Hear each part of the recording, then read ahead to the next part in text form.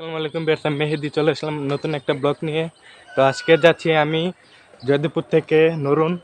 তো নরুন কি কি কি প্রসেসে যাব, তো সেই বিষয়ে জানাবো। তো এখন যাচ্ছি হলো আমার এরিয়া থেকে জয়দেবপুর।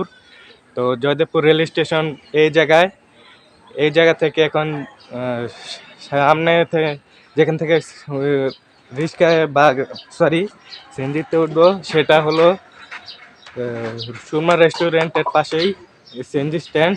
তো এখান থেকে 30 টাকা ভাড়া, জানি অনেক দিন ধরে যাই না। তো এখন যাব আমাদের এরিয়া থেকে। তো চলেন আগে যাই।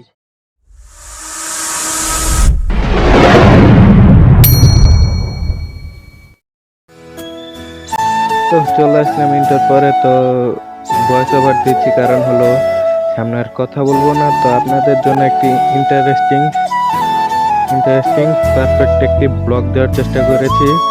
তো ফার্স্ট টু লাস্ট আপনারাই যাতে ভ্রমণ করছেন তেমন মনে হয়, তো তেমনই একটা ব্লগ দেওয়ার চেষ্টা করছি। মাঝে মাঝে ভিডিওতে কথা বলবো। তো এখন বাই।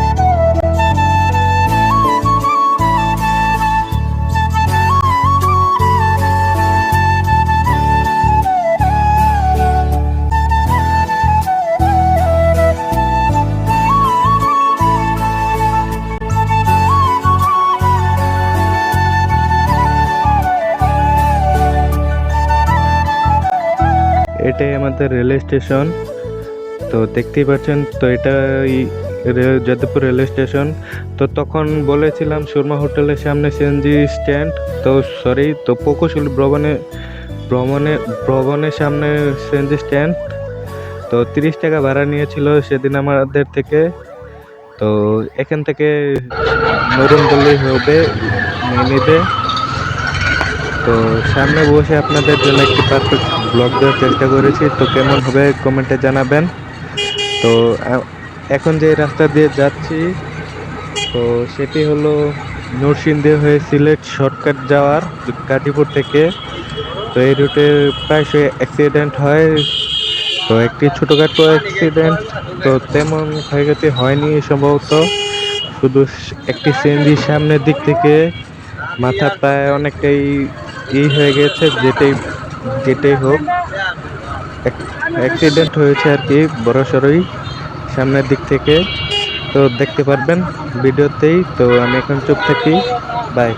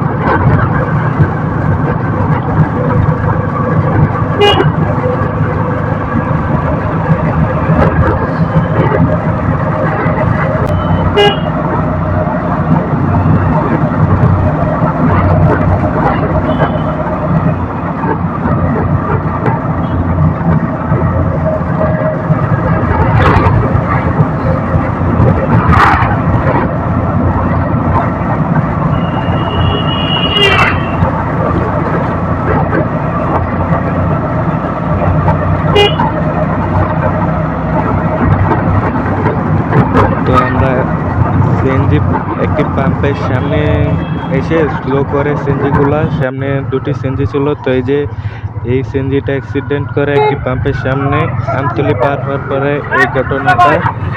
তো এখানে তেমন ক্ষয়ক্ষতি মানে কোনো মারা যায়নি কেউই। তো তেমন খালি সিএনজিতে একটু সমস্যা, অ্যাক্সিডেন্ট হয়েছে। তো আর কথা বলছি না, আজকের ভিডিও এই পর্যন্ত।